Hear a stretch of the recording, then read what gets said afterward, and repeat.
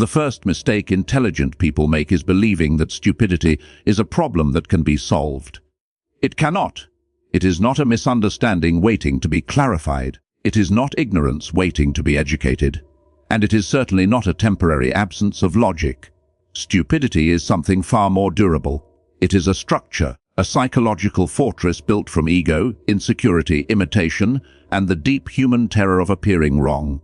And once you understand this, everything changes. Most people assume intelligence wins through explanation. They believe that if the truth is presented clearly enough, calmly enough, patiently enough, the other person will eventually see it. But this belief is not intelligence. It is naive optimism disguised as reason. The German philosopher Arthur Schopenhauer understood something most intellectuals refuse to admit. Stupidity is immune to argument.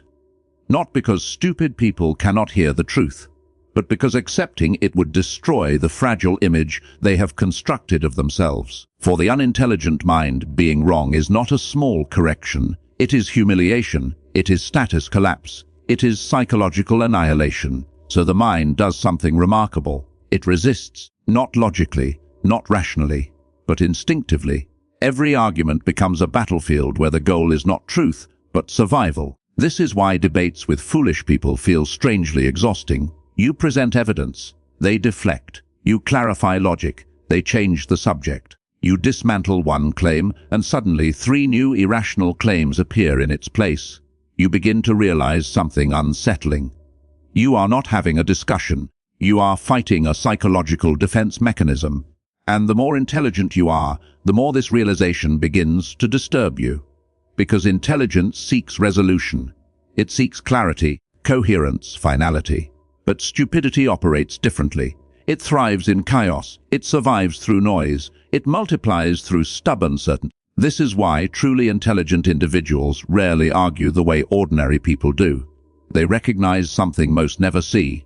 Argument assumes the other person values truth, but stupidity values something else entirely. Ego preservation.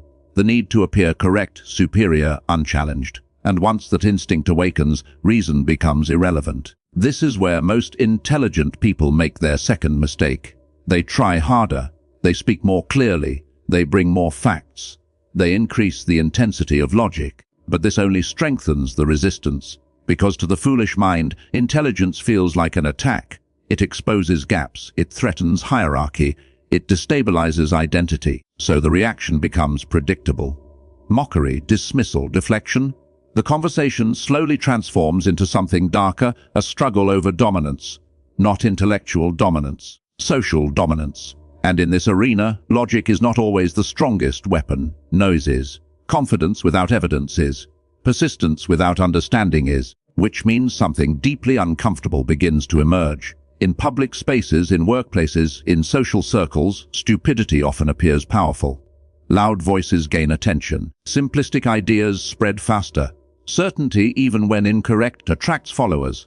Meanwhile, intelligence becomes quieter, more careful, more restrained, not because it is weaker, but because it sees the cost of pointless conflict. This is where Schopenhauer's insight cuts deeper than most philosophical observations. He recognized that intelligence does not defeat stupidity through confrontation. It defeats it through something far more unsettling. Distance, detachment, strategic silence. Because once you truly understand how the foolish mind operates, you stop trying to win arguments and start controlling something far more important, the battlefield itself. But this realization introduces a darker question. If arguing with stupid people is pointless, then what is the intelligent person actually supposed to do? That answer begins with a brutal psychological truth most people refuse to face. Before intelligence learns how to deal with stupidity, it must first understand what protects it. And that protection is not knowledge, it is ego. The foolish mind does not survive because it is correct. It survives because it is armored. Every belief, every opinion, every half-formed idea becomes part of a fragile psychological identity. Once that identity forms, defending it becomes automatic. This is why arguments with foolish people rarely feel like discussions. They feel like invasions. You are not questioning an idea. You are threatening the person's sense of self. And when identity is threatened, the mind does not search for truth. It searches for defense. The defense can appear in many forms. Mockery is one of them. Instead of addressing the argument, the foolish mind attempts to reduce the opponent. Intelligence becomes overthinking. Precision becomes arrogance. Calm reasoning becomes pretentiousness. The goal is simple. If the argument cannot be defeated, the person presenting it must be. Another defense is emotional escalation. Rational dialogue suddenly becomes loud, reactive, chaotic. The tone changes. Logic dissolves into irritation. Accusations replace reasoning. This transformation is not accidental, it is instinctive. Emotion clouds the battlefield, making it impossible for structured thought to dominate. In confusion, the foolish mind regains its footing. Then there is the most common defense of all: certainty. One of the most dangerous traits of stupidity is absolute confidence. Not earned confidence, but the theatrical version. The performance of certainty. Facts become unnecessary. Nuance becomes weakness. Doubt becomes unacceptable. The foolish person speaks with unwavering conviction, even when their understanding is shallow. And to observers who lack deeper analysis, this certainty can look like authority. Meanwhile, the intelligent mind behaves differently. It questions itself, it measures variables, it examines contradictions. Ironically, this intellectual caution often appears less powerful in social situations. The intelligent person pauses while the foolish person declares, and declaration is persuasive. This is why stupidity spreads easily in crowds. The louder voice dominates perception, not the deeper mind. The philosopher Arthur Schopenhauer observed that many people are not merely unintelligent, they are protected by a kind of psychological immunity to reasoning. Logic cannot penetrate because the mind has already decided the conclusion. The argument is simply a performance to justify it. Understanding this changes the intelligent person's strategy completely. Because once you recognize the ego shield, a disturbing truth becomes unavoidable. You cannot defeat someone who is not trying to discover truth. You can only provoke them. Every correction strengthens their resistance. Every contradiction hardens their position. Every explanation gives them another opportunity to distort what you say. So the intelligent person begins to see something most people never realize. The moment you argue with a foolish mind, you have already entered their arena. And their arena is chaos, noise, endless reaction. The intelligent mind functions best in clarity and structure, but when drawn into these chaotic exchanges, it slowly loses its advantage. Energy drains, time disappears, attention fragments, and the foolish person remains exactly the same, unchanged, which leads to a strategic conclusion that many intelligent people resist at first. Not every mind deserves engagement. Not every opinion deserves response. And not every challenge deserves acknowledgement. Because intelligence is not proven by how well you argue with fools.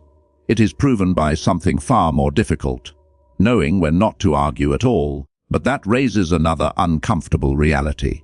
If arguing is useless and ignoring them seems passive, then how do intelligent people maintain dominance in a world where foolishness is loud, confident, and everywhere? The answer lies in a weapon most people underestimate: silence. Most people fear silence. They experience it as weakness, as surrender, as the uncomfortable absence of control. So when confronted with foolishness, they rush to fill the void. They explain. They defend. They correct. They attempt to repair the conversation before the other person's confidence infects the room. But this instinct reveals a deeper misunderstanding of power. Because silence, when used deliberately, is not the absence of control. It is control. The intelligent mind eventually realizes something that most people never grasp. The person who speaks less often determines the direction of the exchange. Words create openings. Explanations create vulnerabilities. The more someone talks, the more material they provide to be twisted, misunderstood, or attacked. The foolish mind thrives in this environment. It feeds on reaction. Each explanation becomes another opportunity to interrupt. Each clarification becomes another excuse to distort. Soon the intelligent person finds themselves trapped in an endless cycle, defending statements that were never meant to be controversial in the first place. This is why the truly perceptive individual begins to withdraw from unnecessary dialogue. Not dramatically, not emotionally, quietly. They stop correcting every mistake.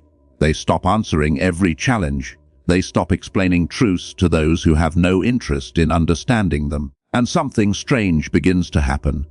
The psychological balance of the interaction shifts. Because foolish people expect resistance. They expect the argument to continue. They expect the battle. When that battle disappears, the dynamic becomes unstable. Silence introduces uncertainty. Without opposition, the foolish mind loses its structure. The conversation cannot escalate. The performance loses its audience. The confidence that once seemed so powerful begins to echo in empty space. This is why silence unsettles people. It forces them to confront themselves. The philosopher Arthur Schopenhauer understood this dynamic with brutal clarity. He observed that engaging with foolishness often grants it legitimacy. Once you argue with it, you elevate it to the level of discourse. But silence denies that elevation. Silence quietly communicates something far more powerful than disagreement. It communicates judgment, not the loud, emotional judgment of anger, but the cold evaluation of someone who has already decided the conversation is not worth their attention.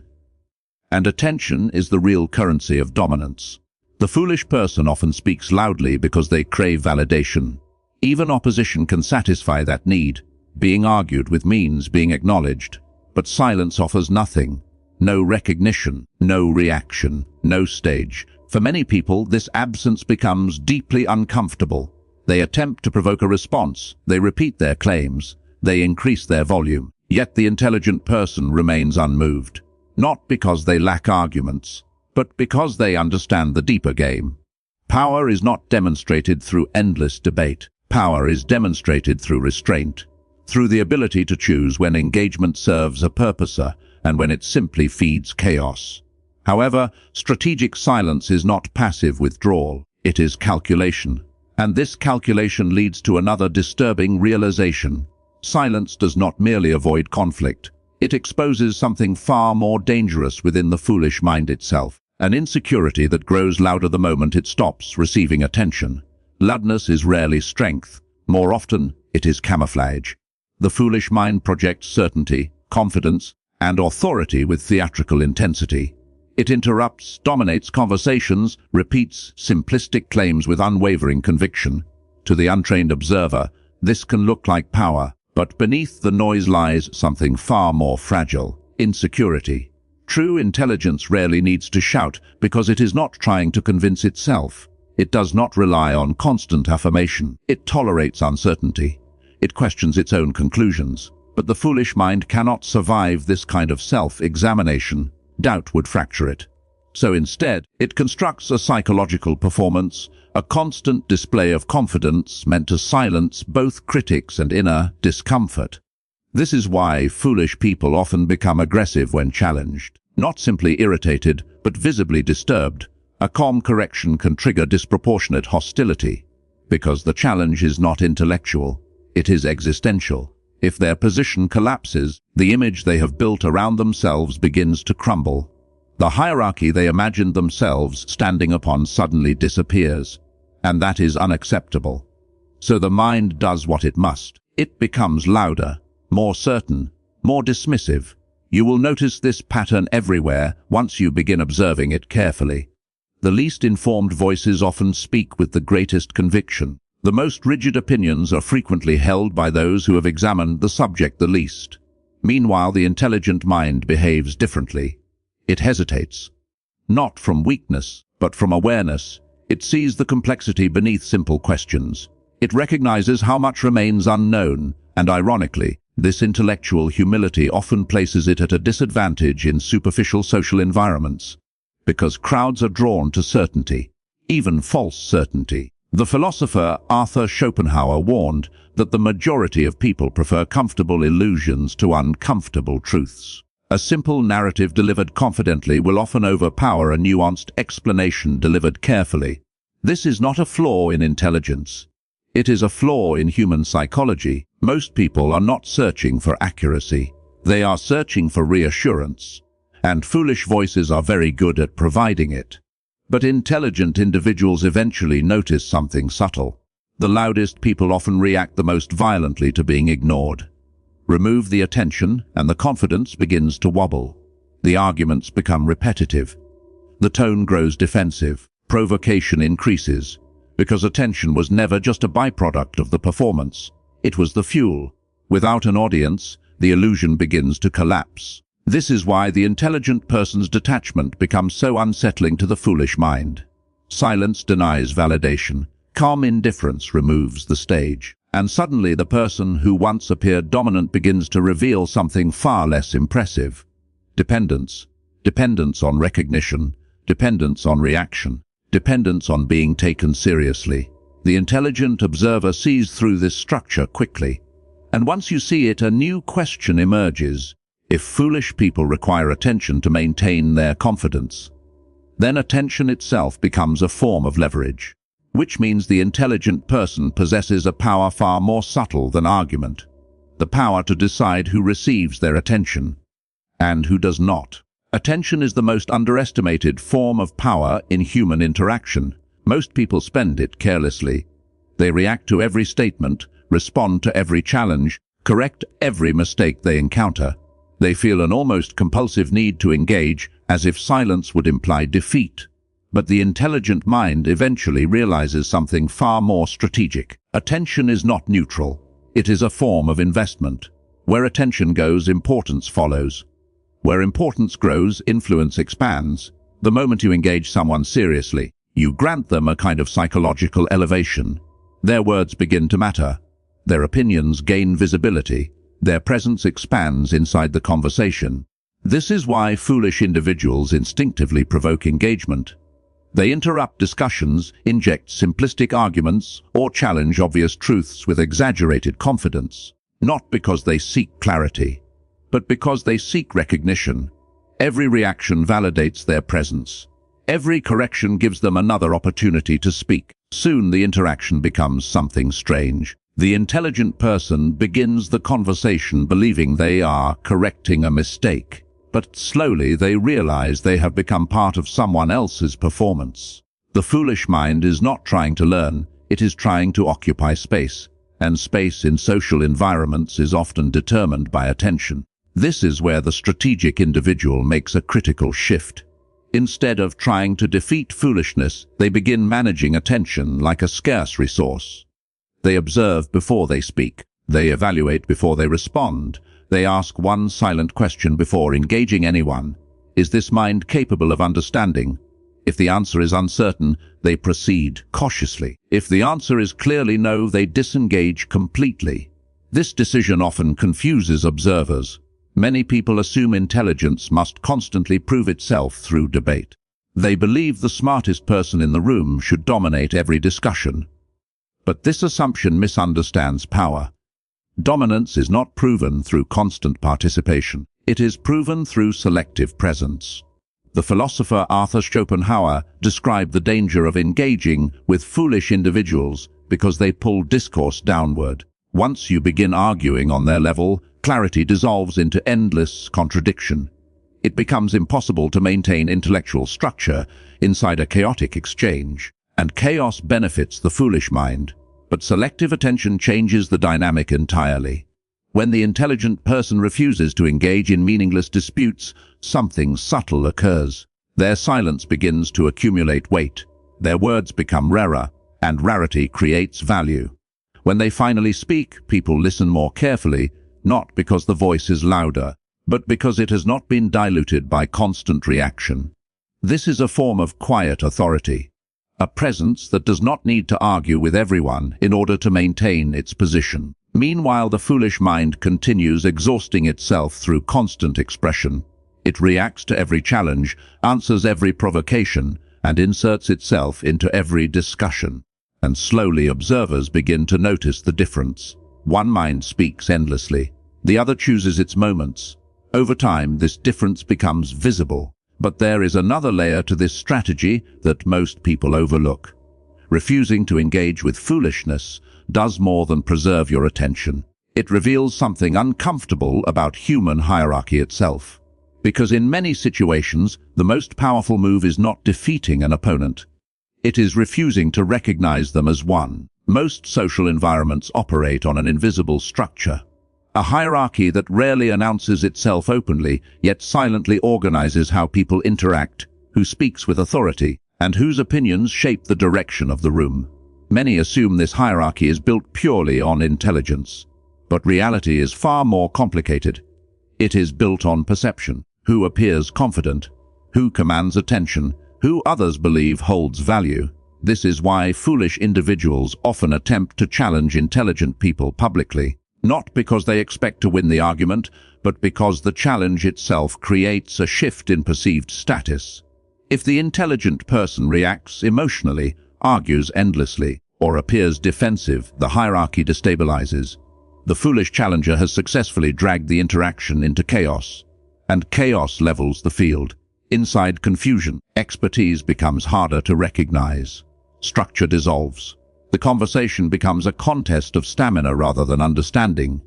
The intelligent person begins explaining more. The foolish person continues resisting.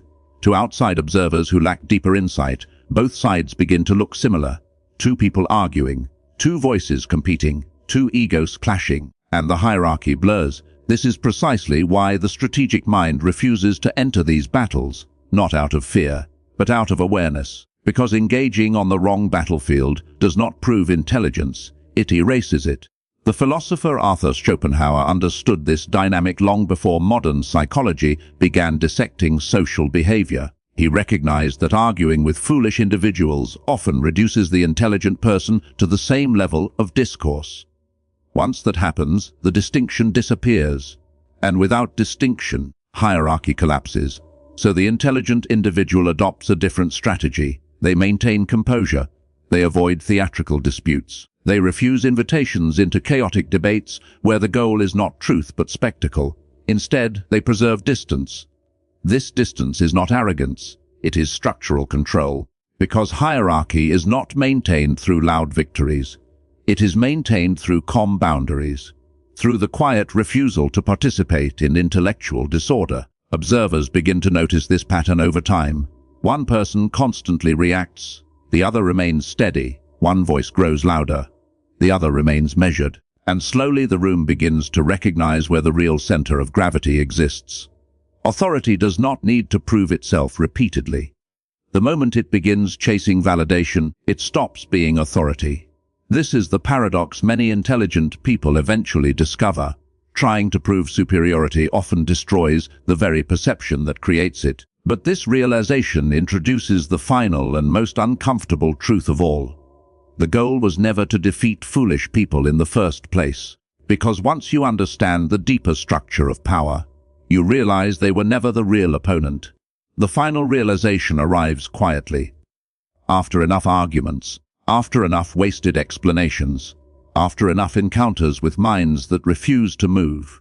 At some point, the intelligent person begins to see the deeper pattern. Foolish people were never the true obstacle. The real challenge was something far more subtle. The intelligent person's own need to be understood. This need is powerful. It hides behind logic and the desire for truth, but beneath it lies a very human impulse, the desire for recognition. To explain something clearly and watch another mind understand it. To present a logical argument and see it accepted. To prove that reason can prevail over confusion. But the world does not always reward reason. And this is the point where many intelligent individuals face an uncomfortable transformation. They must abandon the illusion that clarity guarantees acceptance. The philosopher Arthur Schopenhauer saw human nature with brutal precision.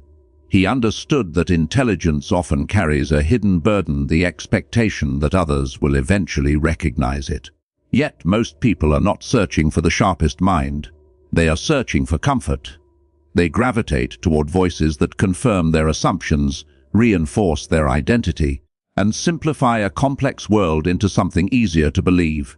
Truth becomes secondary, reassurance becomes dominant. This means the intelligent individual eventually faces a choice: continue trying to persuade everyone, or detach from the need for universal understanding. The second path is colder, but it is also liberating. Once the intelligent person stops demanding that every mind recognize the truth, a strange kind of calm emerges. Conversations lose their emotional weight. Disagreements lose their urgency. The need to win arguments dissolves. Because the purpose was never victory, it was clarity. And clarity does not require agreement. This is the final stage of intellectual sovereignty. You begin to recognize that the world contains every kind of mind, thoughtful, shallow, curious, rigid. Some will understand you immediately. Others will resist even the most obvious reasoning, and that is not a problem to be solved. It is a structure to be navigated. So the intelligent person becomes quieter, not silent from weakness, but selective from understanding. They speak where dialogue is possible. They withdraw where it is not. They observe more than they react. And slowly a new form of dominance appears, one that does not rely on argument, recognition, or approval. It is the dominance of internal control, the ability to remain unaffected by ignorance, the ability to see foolishness without feeling the need to confront it, the ability to walk through noise without becoming part of it. In the end, dealing with foolish people is not about defeating them. It is about mastering your own reactions to them, because once you no longer feel compelled to correct every misunderstanding, once you no longer chase the validation of lesser minds, once you no longer waste energy fighting battles that cannot produce truth, a strange silence settles over the conflict. And within that silence, something becomes clear. The most intelligent person in the room is not the one who wins the argument. It is the one who never needed it.